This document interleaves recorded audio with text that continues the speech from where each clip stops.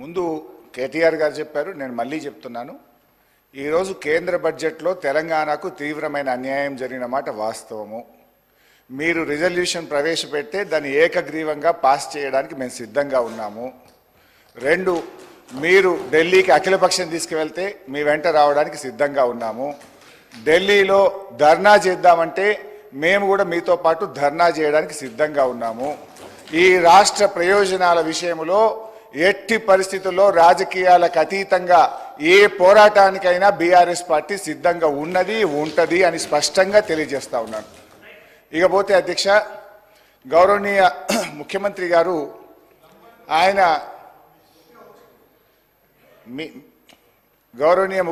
గారు ఆ మధ్య మాట్లాడుతూ రుణమాఫీ గురించి హరీష్ రావు దీక్ష చేయాలన్నాడు, నిరుద్యోగుల గురించి కేటీఆర్ దీక్ష చేయాలన్నాడు. మరి అన్నీ మేమే చేస్తే నువ్వేం చేస్తావు? ఈ రాష్ట్ర సభా నాయకుడిగా ఎందుకంటే నన్ను వ్యక్తిగతంగా అన్నారు అధ్యక్ష, ఈరోజు నీకు అగ్గిపెట్టె దొరకలేదా అంటున్నాడు. మాది ఉద్యమ స్ఫూర్తి. మీలాగా ఆ రోజు రాజీనామా చేయమంటే తెలుగుదేశం పార్టీ తరఫున ఎమ్మెల్యేగా ఉండి రాజీనామా చేయకుండా పారిపోయినటువంటి చరిత్ర మీది. తెలంగాణ ఉద్యమకారుల మీద తుపాకీ పట్టుకుపోయిన రైఫిల్ రెడ్డిగా పేరు తెచ్చుకున్నది మీరు. సోనియా గాంధీ గారిని దయ్యమని నాడన్నావు, దేవత అన్న చరిత్ర నీది. రాహుల్ గాంధీ గారిని ఆనాడు పప్పు అన్నావు, ఈనాడు పిఎం క్యాండిడేట్ అంటున్నావు.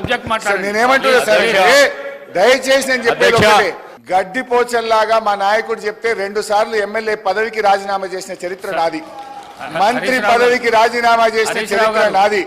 కానీ మీరు మా ఉద్యమ స్ఫూర్తిని ఈ రకంగా అవమానపరిచేది సభ రికార్డు నుంచి తొలగించాలని మిమ్మల్ని కోరుతున్నా అధ్యక్ష. కేసీఆర్ గారిని రమ్మంటుండు. కేసీఆర్ గారు చావు నోట్లో తలబెట్టి కానే కాదని తెలంగాణ తెచ్చిండు. కేసీఆర్ ఎందుకు?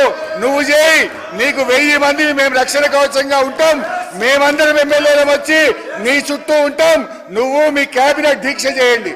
ఆనాడు దొడ్డుబాట్లు కేంద్రం కొనకపోతే మేమందరం ప్లీజ్ కూర్చోండి.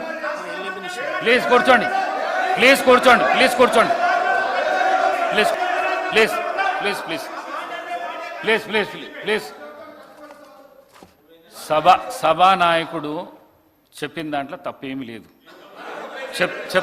నేను చెప్తా వినండి. సభానాయకుడు ప్రతిపక్ష నాయకుడిని రమ్మంటున్నాడు, అది నాకు కూడా చాలా మంచిది. నేను కూడా పేపర్లో కూడా చెప్పిన, టీవీలలో కూడా చెప్పిన, సభానాయకుడు వస్తే సభకు చాలా గౌరవం పెరుగుతుంది. వారిచ్చిన సూచనలను సలహాలను తీసుకుంటామని చెప్పేసి నేను కూడా చాలాసార్లు చెప్పిన. అదే మాట వారి నోటి నుంచి చెప్పినరు.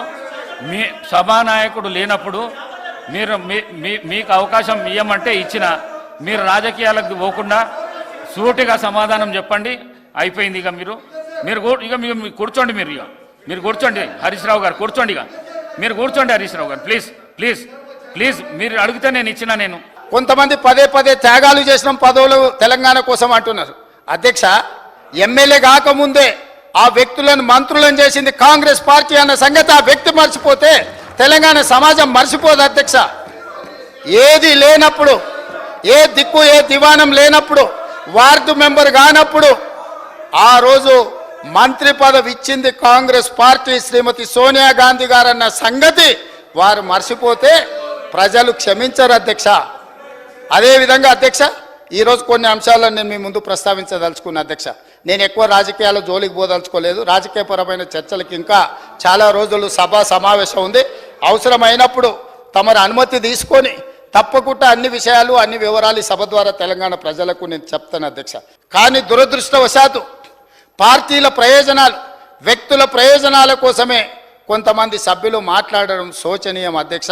తెలంగాణ సమాజం నిశ్చితంగా గమనిస్తుంది. ఇది తెలంగాణ సమాజానికి మంచిది కాదు అధ్యక్ష.